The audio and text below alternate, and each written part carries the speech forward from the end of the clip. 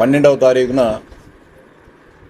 కడప జిల్లాలోని పులివెందుల, ఒంటిమిట్ట జెడ్పీటీసీ స్థానాలకు ఎన్నికలు జరుగుతూ ఉన్నాయి. ఈ ఎన్నికలకు సంబంధించి ఎన్నికల నోటిఫికేషన్ వచ్చిన తర్వాత ఈ రాష్ట్రంలోని ఏ రాజకీయ పార్టీ అయినా ప్రజాస్వామ్యబద్ధంగా జరిగే ఎన్నికల్లో పోటీ చేసే హక్కు ఉంటుంది. పోటీ చేయాల్సిన బాధ్యత కూడా రాజకీయ పార్టీలు అనే దానికి. కానీ పులివెందుల జెడ్పీటీసీ ఎన్నికకు సంబంధించి వైఎస్ఆర్సీపీ నాయకులు నానా యాగి చేయడం జరుగుతోంది. స్వర్గీయ రాజశేఖర రెడ్డి గారు, జగన్మోహన్ రెడ్డి గారు ఓటమి వెరుగని వీరులు. 1978 నుంచి వాళ్ళు ఏ పార్టీ తరఫున పోటీ చేస్తే వారే గెలుస్తున్నారు. వారి కుటుంబ సభ్యుల్లో ఎవరు కూడా ఓటమి కాలేదని చెప్పి చెప్తున్నారు. అందులో ఈరోజు రాచమల్లు శివప్రసాద్ రెడ్డి గారు తన ఏకపాత్రాభినయంతో బ్రహ్మాండంగా ప్రొద్దుటూరు నుంచి పులివెందులకు వచ్చి నటించడం జరిగింది. 78 నుంచి ఇప్పటి వరకు ఎవరు ఓడిపోలేదు మీ కుటుంబంలో. అంతకుముందు మీ కుటుంబ సభ్యులు వైఎస్ రాజారెడ్డి గారు కానీ, వైఎస్ జయమ్మ గారు కానీ పులివెందుల పంచాయతీలో వార్డు మెంబర్లుగా పోటీ చేసి ఓడిపోయిన విషయం రాచమల్లు ప్రసాద్ రెడ్డికి తెలుసో లేదో ఒకసారి గుర్తు తెచ్చుకోమని చెప్పు. లేకపోతే ఈ పులివెందుల్లో ఎవరంటే ఇప్పుడు 90 సంవత్సరాలు 100 సంవత్సరాలు వయసున్న వాళ్ళు ఉంటారు. వార్డు మెంబర్లు కూడా ఓడిపోయిన చరిత్ర వైఎస్ కుటుంబ సభ్యుల్ని. విజయమ్మ పార్లమెంటు విశాఖలో పట్టణంలో పార్లమెంటు పోటీ చేసి ఓడిపోలేదా? జగన్మోహన్ రెడ్డి బాబాయ్ వివేకానంద రెడ్డి గారు కాంగ్రెస్ పార్టీ తరఫున, రాజశేఖర రెడ్డి గారు ఈ రాష్ట్ర ముఖ్యమంత్రి అయింది కాంగ్రెస్ పార్టీ తరఫున, వివేకానంద రెడ్డి గారు ఎమ్మెల్యేకి పోటీ చేసింది కాంగ్రెస్ పార్టీ తరఫున. ఓడిపోయిన విషయం ప్రసాద్ రెడ్డి ఏమైనా మర్చిపోతున్నాడేమో. తర్వాత అదే వివేకానంద రెడ్డి స్థానిక సంస్థల ఎన్నికల్లో మీ పార్టీ బీఫామ్ అయినా గెలిచి ఓడిపోయిన విషయం ప్రసాద్ రెడ్డి మర్చిపోయినాడేమో. ఒకసారి గుర్తు తెచ్చుకోవాలి. ఇంకా ప్రసాద్ రెడ్డి చాలా పెద్ద పెద్ద మాటలు ఇది చిన్న ఎలక్షను, రాష్ట్రంలో రాజకీయ సాంప్రదాయాలను పాటించాల్సిన అవసరం ఉంది, వీటన్నిటిని కూడా తిలోదకాలు ఇచ్చి చిన్న ఎలక్షన్ ఒక రాష్ట్ర స్థాయి ఎలక్షన్ మాదిరి తెలుగుదేశం పార్టీ నడిపిస్తోందని చెప్పి చెప్తున్నారు. 2019 ఎన్నికల తర్వాత 2014 ఎన్నికల తర్వాత నంద్యాల శాసనసభ్యులుగా ఉన్న భూమా నాగిరెడ్డి గారు మరణించడం జరిగింది. ఆ కుటుంబ సభ్యులు పోటీ చేసేటప్పుడు మీరు ఎందుకని పోటీ పెట్టడం జరిగింది? ఆ రోజు సాంప్రదాయాలు మీకు కనపడలేదా? నెల రోజుల పాటు జగన్మోహన్ రెడ్డి నంద్యాల నుండి బజారు ఇండిళ్ళు తిరిగి డోర్ టు డోర్ క్యాన్వాస్ చేసిన సంగతి ప్రసాద్ రెడ్డి మర్చిపోయినట్టున్నాడు. సరే, అది వదిలేద్దాం. తర్వాత తిరుపతి పార్లమెంటు సభ్యుడిగా ఉన్న బుల్లి దుర్గాప్రసాదరావు గారు అనారోగ్య కారణాలతో మరణించడం జరిగింది. ఈ రాష్ట్రంలో గతంలో అనేక సందర్భాల్లో మనం ప్రజాప్రతినిధిగా ఉంటూ చనిపోయిన సందర్భాల్లో మనం చూసినప్పుడు ఆ కుటుంబ సభ్యుల వాళ్ళకే సీట్ ఇచ్చి గెలిపించిన సందర్భాలు చూసాం. ఆ రోజుండే రాజకీయ పరిస్థితులు, రాష్ట్రంలో ఉండే రాజకీయ పరిస్థితులు, సహృద్భావ వాతావరణం ఉండే పరిస్థితులు ఉండేటప్పుడు ఏకగ్రీవం కూడా ఇవ్వడం జరిగింది. తిరుపతి పార్లమెంటు సభ్యునిగా దుర్గాప్రసాదరావు చనిపోతే ఆ కుటుంబ సభ్యులకు ఇవ్వకోకుండా నువ్వు గురుమూర్తిని ఎందుకని నిలబెట్టాల్సి వచ్చింది? నువ్వు సంప్రదాయాలు పాటించినవా? ఆ కుటుంబ సభ్యులకు ఇస్తారనేది సంప్రదాయం ఈ రాష్ట్రంలో కానీ ఈ దేశంలో కానీ అనేక సందర్భాల్లో మనం చూసిన విషయాలు. అలాగే ఈ ఎన్నిక పులివెందుల ప్రజలకు పోలీసుకు జరుగుతుందని చెప్పి మాట్లాడుతున్నాం. అంటే రాజశేఖర రెడ్డి గారి కుటుంబం 1978 నుంచి క్రియాశీలక రాజకీయాలు వచ్చినప్పటి నుంచి ఈ నియోజకవర్గంలో ప్రజాస్వామ్యబద్ధంగా స్వేచ్ఛాయుత వాతావరణంలో ఎన్నికలు జరిగినాయని చెప్పి ప్రసాద్ రెడ్డి భావిస్తున్నాడా? నీ గుండెల మీద చేసుకుని చెప్పగలుగుతావా? దీనికంటే ముందు జగన్మోహన్ రెడ్డి గారు ముఖ్యమంత్రి అయిన తర్వాత స్థానిక సంస్థలు కానీ సర్పంచ్ కానీ ఇవన్నీ ఎన్నికలు జరిగినాయి. ఈ రాష్ట్రంలో ఎన్ని వేల ఎంపీటీసీలు, ఎన్ని వందల జెడ్పీటీసీలు, ఎన్ని వేల సర్పంచ్ స్థానాలు ఏకగ్రీవంగా ఎన్నికైనాయి. మీరంతా ప్రజాస్వామ్యబద్ధంగా గెలిచినారా? ఈరోజు నిన్న జెడ్పీటీసీ నామినేషన్ల సందర్భంగా స్వేచ్ఛాయుత వాతావరణంలో ఈ జిల్లాలో జరిగే 2 జెడ్పీటీసీలకు సంబంధించి ఎవరు కావాల్సింటే వాళ్ళని నామినేషన్ వేసే విధంగా ప్రభుత్వం రక్షణ ఏర్పాట్లు చేసింది. పులివెందుల నుంచి 12 మంది వేసినారు, ఒంటిమిట్ట నుంచి 24 మంది నామినేషన్లు వేసినారు. ఎక్కడైనా కానీ మిమ్మల్ని అడ్డుకోవడం జరిగిందా?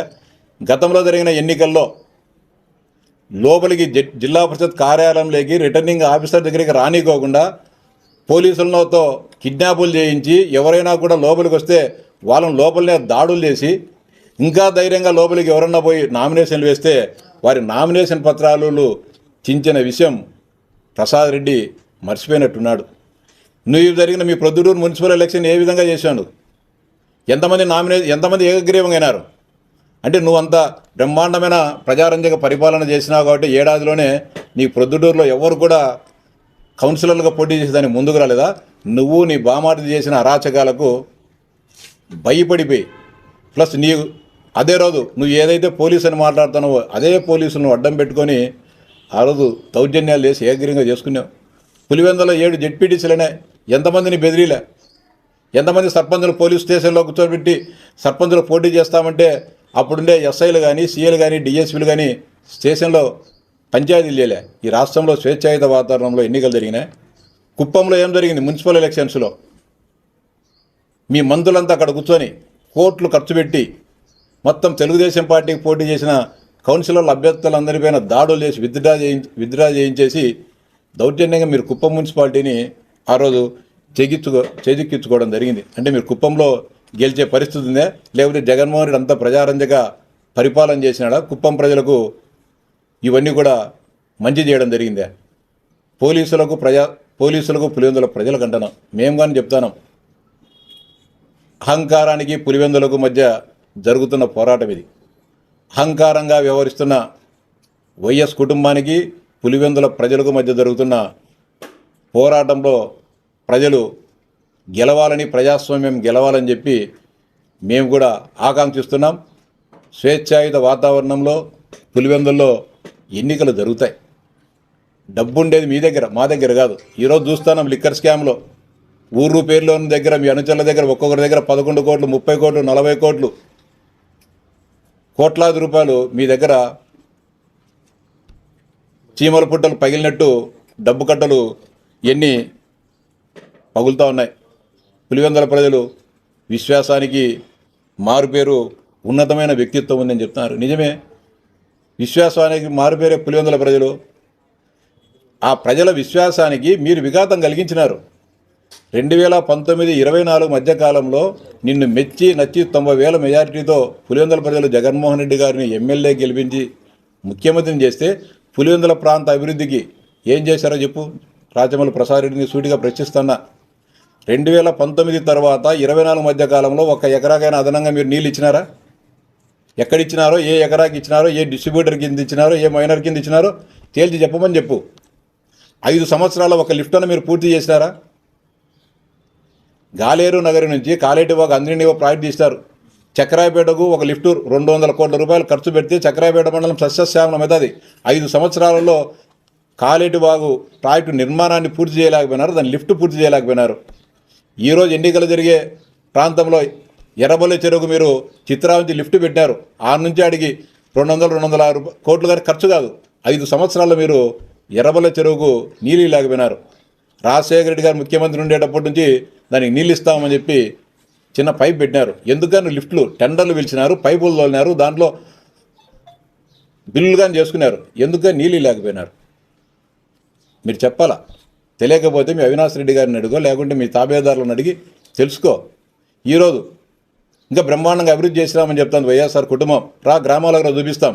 ఈ ప్రభుత్వం వచ్చిన తర్వాత మీరు 4 సంవత్సరాల క్రితం ఈఏపీ కింద, పిఎంజిఎస్వై కింద, ఇతర పథకాల కింద రోడ్లు మంజూరు చేస్తే దాదాపు 400 కోట్ల రూపాయల విలువైన రోడ్లకు టెండర్లు 4 సంవత్సరాల కింద పిలిస్తే ఈరోజు కూడా మీరు జగన్మోహన్ రెడ్డి ముఖ్యమంత్రిగా దిగిపోయే టయానికి 25% రోడ్లు కానీ పూర్తి చేయలే. మీరేమో దానిలో వచ్చే కమిషన్లు తీసుకున్నారు. 7%, 8%, 10%. ఈరోజు కాంట్రాక్టర్లు పనులు చేయక ఊర్లో వదిలేసి వెళ్ళిపోయినారు. ఈరోజు అనేక గ్రామాలలో ఊర్లలోకి పోవాలంటే రహదారులు లేక ప్రజలు ఇబ్బందులు పడే పరిస్థితి ఈరోజు ఉంది. దీనికి ఏం సమాధానం చెప్తారు? అనేక పెండింగ్ ప్రాజెక్టులు పులివెందుల పట్టణంలో కానీ చుట్టుపక్కల ప్రాంతాల్లో కానీ అనేక రకాలైన పెండింగ్లు ఈ రోజుకు ఉన్నాయి. కేవలం నిధుల స్వాహా కోసం, వాటికి వచ్చే కమిషన్ల కోసం నిధులను మంజూరు చేసినారు, టెండర్లు పిలిచినారు, మీకు కావాల్సిన డబ్బులు మీరు తీసుకున్నారు, ప్రజలను గాలి కదిలేయడం జరిగింది.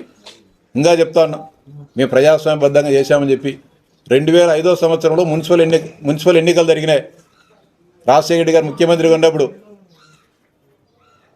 ఆ రోజు వివేకానంద రెడ్డి గారు లేరు, చనిపోయినారు. రాజశేఖర రెడ్డి గారు చనిపోయినారు. నువ్వు అంత స్థాయి లీడరు కాదు అప్పుడు. అవినాష్ రెడ్డి గారు లేరు ఇక్కడ. ఏం జరిగింది ఆ రోజు? 26 వార్డులకు 26కు మేము పోటీ చేస్తే మేము ఒక 9-10 కౌన్సిలర్లను గెలిచే పరిస్థితి ఉంటే ప్రజాస్వామ్యబద్ధంగా మీరు ఎన్నికలు ఎందుకు జరపలేకున్నారు? ఆ రోజు అర్ధరాత్రి పూట. ఈరోజు మీ పార్టీలో ఉన్నాడు సతీష్ రెడ్డిని అడుగు, ఇప్పుడు వస్తాడు నీ దగ్గర, మీరంతా కలిసి ఇప్పుడు అచ్చబిల్లికి ప్రచారానికి పోతున్నారు కదా, అడుగు సతీష్ రెడ్డిని ఏం జరిగిందో. దౌర్జన్యంగా సతీష్ రెడ్డి, నేను, నాగవర్ధన్ రెడ్డి ఇంట్లో ఆ రోజు ఉంటే అర్ధరాత్రి కూడా 12-1 గంట మధ్యలో ఆ రోజు సిఐ రాజేశ్వరుడు ఉన్నాడు ఇక్కడ. 100 మంది మీ గుండాలందరినీ తీసుకొని పోలీసుల సహాయ సహకారాలతో వస్తే మేము ఆయన ఇంట్లో ఉంటే మా మీద రాళ్ల దాడులు చేసి మమ్మల్ని కిడ్నాప్ చేయాలని మీరు ప్రయత్నం చేయలేదా? బలవంతంగా ఆ రోజు తీసుకొని వచ్చి మమ్మల్ని స్టేషన్లో కూర్చోబెట్టలేదా నన్ను, సతీష్ రెడ్డిని? సతీష్ రెడ్డి నిజమో కాదో, లేకుంటే సతీష్ రెడ్డిని దీనికి సమాధానం చెప్పమనండి. ఆ పార్టీ తరఫున వత్తాసు పలుకుతా మాట్లాడుతాడు కదా, ప్రజాస్వామ్యం పడగలుగుతుంది, జగన్మోహన్ రెడ్డి దేవుడు, రాజశేఖర రెడ్డి దేవుడు అని చెప్పండి సతీష్ రెడ్డిని అడుగు. ఈరోజు మీరిద్దరు కలిసి ప్రచారం చేస్తారు కదా, ఏం సతీష్ అన్నా నిజమా కాదని అడుగు. ఇంకా బలవంతంగా ఆ రోజు మా అభ్యర్థుల మీద వాళ్ళే డబ్బులు జోబులో పెట్టేది, డబ్బులు పంచుతారని చెప్పి స్టేషన్లో తీసుకొని వచ్చేసి, ఇది ప్రజాస్వామ్యం అంటారా? నువ్వు ప్రజాస్వామ్యం గురించి మాట్లాడతావా? మళ్ళీ దాని తర్వాత మున్సిపల్ ఎన్నికల తర్వాత 2005 సంవత్సరం అక్టోబర్ 18వ తారీఖు వేల్పుల సింగిల్ విండో ఎన్నికలు జరిగితే ప్రజాస్వామ్యబద్ధంగా మీరు జరిపించినారా? ఇదే సతీష్ రెడ్డి మేమంతా కదా కలిసిపోయింది. రాఘవరెడ్డి సోదరుడు ఆ రోజు పిఎస్సిఎస్ అధ్యక్ష పదవికి నామినేషన్ మేము డైరెక్టర్ లేనిపోతే నామినేషన్ ఇచ్చి ఎలక్షన్ జరిపించాల్సింది. ఎవరికి ప్రజాభిప్రాయమో, ఎవరికి పిఎస్సిఎస్లో సభ్యులు ఎవరికి అనుకూలంగా ఉంటే వాళ్ళు గెలిచిందరు. అట్లాంటిది కాకుండా మేము ముఖ్యమంత్రిగా ఉండేటప్పుడు మీరు నామినేషన్లు వేస్తారని చెప్పి మా మీద దాడులు చేసి మమ్మల్ని చంపాలని ప్రయత్నిస్తే,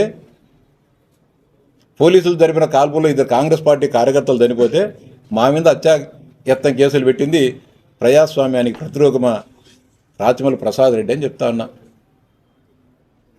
ఇంకా చెప్తా ఉన్నావు. ఇది ఏ విధంగా ప్రజాస్వామ్యం చెప్పు నువ్వు. పులివెందులో ప్రజాస్వామ్యం పరిడవిల్లిందే. వందల వేల ఉదాహరణలు చెప్తాం పులివెందుల ప్రజాస్వామ్యం గురించి, కడప జిల్లా ప్రజాస్వామ్యం గురించి, నీ ప్రొద్దుటూరు ప్రజాస్వామ్యం గురించి, రాజకీయం గురించి. ఈరోజు ఇంకా చెప్తాను, చిన్న లీడర్లకు 10,000 ఇచ్చేవానికి లక్ష ఇచ్చేవానికి 10 లక్షలు 10 లక్షలు కోటికి ఇచ్చినారు. మేము ఇచ్చినామా? అంటే మీ పార్టీలో పనిచేసిన వాళ్ళు వైఎస్ఆర్సీపీ సిద్ధాంతాలకు, అదేవిధంగా జగన్మోహన్ రెడ్డి చేసే అభివృద్ధి కాంక్షించి ఆ పార్టీలో చేరడము, లేకుంటే ఆ పార్టీ తరఫున పనిచేయడం. మీ పార్టీలో నచ్చక, మీ నిరంకుశ విధానాలు నచ్చక పార్టీ మారితే అమడమైనట్లా? సూటిగా అడుగుతాను. 2009 ఎన్నికల్లో వరదరాజుల రెడ్డికి నీకు సరిపోక ఆ రోజు పోటీ చేసిన తెలుగుదేశం పార్టీ తరఫున లింగారెడ్డికి మద్దతుగా నువ్వు పనిచేసినావు. నందమూరి హరికృష్ణ గారు మీ ఇంటికి వచ్చి కండువా వేసినారు. తెలుగుదేశం పార్టీతో ఎంత డబ్బు తీసుకున్నావు, ఎంత అమ్మడపోయినావు, ఎంత డబ్బు ఇచ్చారు నీకు చెప్పాలి. నువ్వు నిజంగా నువ్వు అమ్మడపోయినావు ఆ రోజు చెప్పు. నువ్వు ఆ రోజు అమ్మడపోయింటే ఈరోజు వైఎస్ఆర్సీపీ నుంచి వచ్చిన వాళ్ళు అమ్మడపోయినట్టు అనుకో. తరువాత జగన్మోహన్ రెడ్డి గారు పార్టీ పెట్టిన తర్వాత అన్నాళ్ళంక తెలుగుదేశం పార్టీలో ఉండి నువ్వు మళ్ళీ వైఎస్ఆర్సీపీలో చేరినావు. జగన్మోహన్ రెడ్డి గారికి ఎంత కమ్మడపోయినావు నువ్వు? జగన్మోహన్ రెడ్డి గారు ఎంతగా డబ్బు ఇచ్చినావు నువ్వు? ఆ రోజు జగన్మోహన్ రెడ్డి గారికి డబ్బుకి అమ్మడపోయింటే ఇప్పుడు కానీ వైకాపా నుంచి టీడీపీకి వచ్చే వాళ్ళంతా అమ్మడపోయినట్టే. అంటే మీ పార్టీలో ఉంటే అభివృద్ధి కాముకులు, వేరే పార్టీలో చేరితే లేదా. మీ ఈరోజు స్వేచ్ఛ వచ్చింది వాళ్ళకు. మీ అరాచకాలకు భయపడి, మీ వేధింపులకు, మీరు చేసిన పోలీసు విధ్వంసాలకు భయపడిపోయి ఈరోజు ఇంతవరకు నోరు మెదపలేకపోయినారు. ఈరోజు ఈ రాష్ట్రంలో ఒక స్వేచ్ఛ వాయువులు పీల్చుకునే అవకాశం పులివెందుల్లో ఉండే వైఎస్ఆర్సీపీ నాయకులకు వచ్చింది. కాబట్టి వాళ్ళంతా కూడా ఈరోజు స్వేచ్ఛగా ఈరోజు తెలుగుదేశం పార్టీలో చేరుతా ఉన్నారు. మేమే ఏ పోలీస్ స్టేషన్ పిలిచి ఎవరిని బెదిరించారో ఒక్కరిని చూపి. పులివెందుల పోలీసులు ఎస్పీ గారు కానీ, డిఎస్పీ కానీ, సిఐ కానీ, ఎస్ఐ గారు కానీ ఈ మండలంలో ఉండే ఏ ఒక్క వైఎస్ఆర్సీపీ కార్యకర్తను కానీ పిలిచి నువ్వు పార్టీ మారని కానీ లేకపోతే నువ్వు పార్టీ మారకపోతే నేను అంతు చూస్తామని చెప్పి ఒక్క కార్యకర్త పేరు చెప్పు. ఇంకా బిల్లులు ఇస్తామని చెప్పి చెప్తున్నారు. గతంలో 2019లో మీరు అధికారంలోకి వచ్చిన తర్వాత కొంతమంది మా పార్టీ అంతకుముందు తెలుగుదేశంలో ఉన్నవారు మీ దాంట్లో చేరినారు, వాళ్ళందరికీ బిల్లులు చేసినారా మీరు? 2019లో తెలుగుదేశం పార్టీకి సంబంధించిన కార్యకర్తలకు రావాల్సిన చిన్న చిన్న పనులకు సంబంధించిన బిల్లులు ఆపిన వ్యక్తులు మీరు. ఇప్పుడు ఈ ప్రభుత్వం వచ్చిన తర్వాత వాడు క్లియర్ చేయడం జరిగింది. మీ పార్టీలో అనేక మంది మీరు చేర్చుకున్నారు. ఆ రోజు బిల్లులు ఇస్తామని బిల్లులు ఇచ్చినారా? సతీష్ రెడ్డి మీ పార్టీలో చేరినాడు. సతీష్ రెడ్డికి ఎంత డబ్బు ఇచ్చినారు మీరు? సతీష్ రెడ్డికి ఎంత కొనుగోలు చేసినారు మీరు? సతీష్ రెడ్డి వ్యక్తిత్వాన్ని కూడా మీరు హననం చేసే పరిస్థితి ఈరోజు నీ వ్యాఖ్యలో ఉంది. పులివెందుల నియోజకవర్గం నీదని చెప్తాను. పులివెందుల నియోజకవర్గం వ్యక్తివేనా? ఈ దేశంలో ప్రజాస్వామ్యం ఉంది కాబట్టి నువ్వు ప్రొద్దుటూరుకు కానీ పోయి అక్కడ సెటిల్ అయిపోయి అక్కడ నువ్వు శాసనసభ్యునిగా గెలవడం జరిగింది. అది ప్రజాస్వామ్యం గొప్పదనం. ఈరోజు కేవలం 10,500 ఓట్లను పెద్ద రాష్ట్రవ్యాప్తంగా ఎన్నికలు చేసినారని చెప్తాను. మేమేం రాష్ట్రవ్యాప్తంగా ఎన్నికలు ఏం చేయలే. ఈరోజు ఎన్నికలు జరుగుతున్నాయి. మేము ఏదైతే సంక్షేమ పథకాలు అమలు చేశామో, ఈ ప్రాంతంలో ఏం అభివృద్ధి చేశామో వాటిని కూడా ప్రజల్లో ఏ విధంగా మా పార్టీ గురించి అనుకుంటారని చెప్పి మేము కూడా ప్రయత్నం చేయాలా. రాజకీయాల్లో గెలుపోవటం అనేది సహజం. మేము గెలవచ్చు, మీరు గెలవచ్చు. మేము గెలుస్తామా మీరు గెలుస్తామనేది 14వ తేదీ కౌంటింగ్లో తెలుస్తుంది. ఇంకా ఏం చూసి మీకు ఓట్లేరని చెప్తాను. సూపర్ 6 నిన్ననే పడింది అన్నదాత సుఖీభవ. ఈ రెవెన్యూ డివిజన్లో ఎన్నికల కోడ్ ఉంది కాబట్టి వెయ్యలే. ఉచిత బస్సు ఆగస్టు 15 నుంచి చేస్తున్నాం. ఈ డిఎస్సి ఇచ్చినారా వేస్తానంటున్నాం. కళ్ళకి ఏమైనా గంతలు కట్టుకున్నామో నల్ల గంతలని అడుగుతానా. మీరు 5,000 ఉద్యోగాలు నోటిఫికేషన్ ఇచ్చి ఎగ్జామ్ కానీ మీరు పెట్టకోకుంటే ఈ ప్రభుత్వం వచ్చిన తర్వాత 16,546 పోస్టులను రిలీజ్ చేసి ఎగ్జామ్ అయిపోయింది. మరో ఫైనల్ కీ కూడా రిలీజ్ చేయడం జరిగింది. ఈ నెలాఖరు లోపల కొత్త టీచర్లు కూడా రావడం జరుగుతుంది. 3,000 నుంచి 4,000 పెన్షన్ ఏమన్నా నువ్వేమన్నా చెవులో ఏమన్నా పాదరసం వేసుకుంటే వినపడడం లేదా, లేకుంటే కళ్ళకు గంతలు కట్టు కూడా కనపడడం లేదా అని చెప్తా ఉన్నా. ఏపీబీఎస్సీ ద్వారా గ్రూప్ 2 ఎగ్జామ్స్ పూర్తి స్థాయిలో విజయవంతంగా పూర్తి చేశాం. ఆ ఇంటర్వ్యూలు కానీ జరుగుతున్నాయి. త్వరలోనే వాళ్ళందరికీ కూడా దాదాపు 900 మందికి గ్రూప్ 2 ఉద్యోగాలు కానీ వస్తాయి. గ్రూప్ 1 ఉద్యోగాలు కానీ పూర్తి చేయడం జరిగింది. ఏపీబీఎస్సీ ద్వారా నోటిఫికేషన్లు వస్తూ ఉన్నాయి. ఇంత జరుగుతూ ఉంటే ఏం చేసినారని చెప్పి మీరు ఓట్లు అడుగుతున్నారని చెప్పి ప్రశ్నిస్తున్నాం. దానికోసమే మేము ఏం అభివృద్ధి చేశాం, ఏం సంక్షేమం చేశామనేది రాజకీయ పార్టీలకు అనేది ఒక పరీక్ష లాంటిది. సంవత్సరం పాటు ఏడాది పాటు ఒక విద్యార్థి చదువుకొని దాన్ని పరీక్షించుకున్న దానికి ఏ విధైతే యాన్యువల్ ఎగ్జామ్స్ పెడతారో రాజకీయ పార్టీలకు కూడా ఎన్నికలు అనేది ఒక పరీక్ష లాంటిది. ఈ ఏడాది పరిపాలన ఏ విధంగా ఉందనే దానిపైన మేము చేసే కార్యక్రమాలు ప్రజలకు నచ్చాయా లేదా, మేము ఇంకా మార్పులు చేర్చుకోవాలనే దానిపైన ఒక పరీక్ష లాగానే మేము పులివెందుల జెడ్పీటీసీ ఎన్నికల్లో పోటీ చేస్తున్నాం. ప్రజలు మమ్మల్ని మెచ్చుతారు, మమ్మల్ని ఒప్పుకొని పులివెందుల జెడ్పీటీసీ తెలుగుదేశం పార్టీ కైవసం చేసుకుంటుంది అని చెప్పి 100% రాజమౌళి ప్రసాద్ రెడ్డి గారికి ఇస్తున్నాం. ఇంకా ఇలా ఆయన మాటల్లో చెప్తా అంటే బేలతనం అర్థమవుతుంది. అంటే ఓటమిని ముందే అంగీకరించి ఓటమికి సాకులు ఈరోజు ముందే చెప్పేస్తున్నాడు. అంటే ధన ప్రవాహాన్ని మేము తట్టుకోలేక, లేకపోతే పోలీసులు తట్టుకోలేక అని చెప్పేసి మేము వాళ్ళతో యుద్ధం చేస్తున్నాం, తెలుగుదేశం వాళ్ళతో కాదని. అంటే ఈరోజు ఏ క్షణమైనా 12వ తేదీ కంటే ముందు వైఎస్ఆర్సీపీ నాయకులు తెల్లజెండా ఊపే అవకాశంగానే ఉంది. ఈ ఎన్నికలు మాకు ప్రభుత్వం మా మీద ఒత్తిడి పెడుతుంది, పోలీసులు ఒత్తిడి పెడుతున్నారని చెప్పి ఒక సాగుగా చూపి ఎన్నికలను బాయ్కాట్ చేసే పరిస్థితిగానే ఉంది.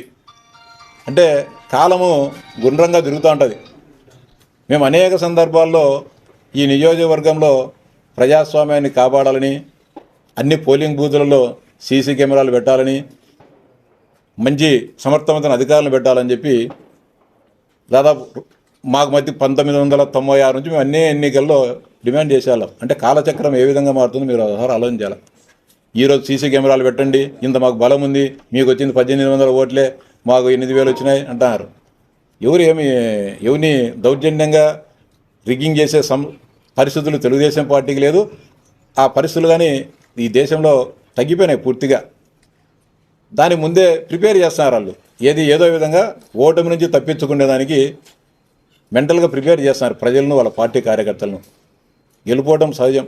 జగన్మోహన్ రెడ్డి 151 నుంచి 11 సీట్లకు వచ్చినాడు.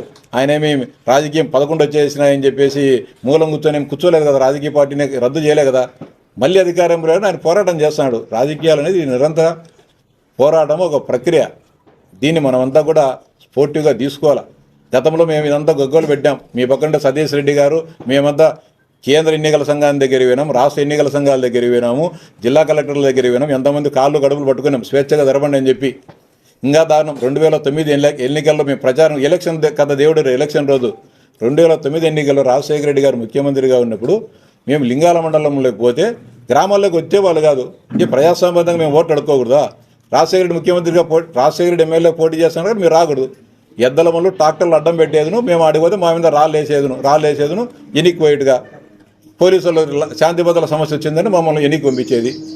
కనుక్కో మీ పక్కన సతీష్ రెడ్డి గారిని ఆయన అభ్యర్థి. అప్పుడు సతీష్ రెడ్డి గారు మీరిద్దరు కలిసి ఈరోజు సాయంత్రం 1 గంట సేపు కూర్చొని 1996 నుంచి కానీ ఆయన ఈ నియోజకవర్గంలో కీలకంగా ఉన్నారు కాబట్టి ఏ విధంగా ఈ నియోజకవర్గంలో ప్రజాస్వామ్యం ఉంది, ఏ విధంగా నిర్బంధకాండ ఉంది, ఏ విధంగా నియంత్రణ వ్యవహారం ఉంది, ఏ విధంగా పోలీసింగ్ ఉన్నది, మీరిద్దరు కలుసుకొని చర్చించి వచ్చి రేపు నిర్ణయానికి వచ్చి మీరిద్దరు కలిసి ఒక ప్రెస్ మీట్ పెడితే మీ ఇద్దరు కలిసి కరెక్ట్గా సమాధానం చెప్తాం. ప్రసాద్ రెడ్డి గారు మీరిద్దరు కలిసి ఈరోజు సాయంత్రం చర్చించుకోండి. ఇద్దరు అచ్చబిల్లికి పోయేటప్పుడు వచ్చేటప్పుడు, లేకుంటే అచ్చబిల్లి గంగమ్మ దగ్గరనో లేదు దేవాలయం దగ్గర మీరిద్దరు కూర్చొని, ఇంకా కావాలంటే మీకు తోడు రామసుబ్బారెడ్డి కానీ వస్తానట్టున్నాడు, మీరు ముగ్గురు కూర్చొని 3 విభిన్న వ్యక్తిత్వాలు, విభిన్న మనస్తత్వాలు, విభిన్న ప్రాంతాలకు సంబంధించిన వ్యక్తులు కాబట్టి ముగ్గురు కలిసి కూర్చొని ఒక ఏకాభిప్రాయానికి వచ్చి ప్రజాస్వామ్యం పైన ఒక ప్రెస్ మీట్ పెడితే మేమందరం కూడా చూసి తరించాలని చెప్పి పులివెందుల నియోజకవర్గ ప్రజలు ఆశగా ఎదురు చూస్తున్నారు.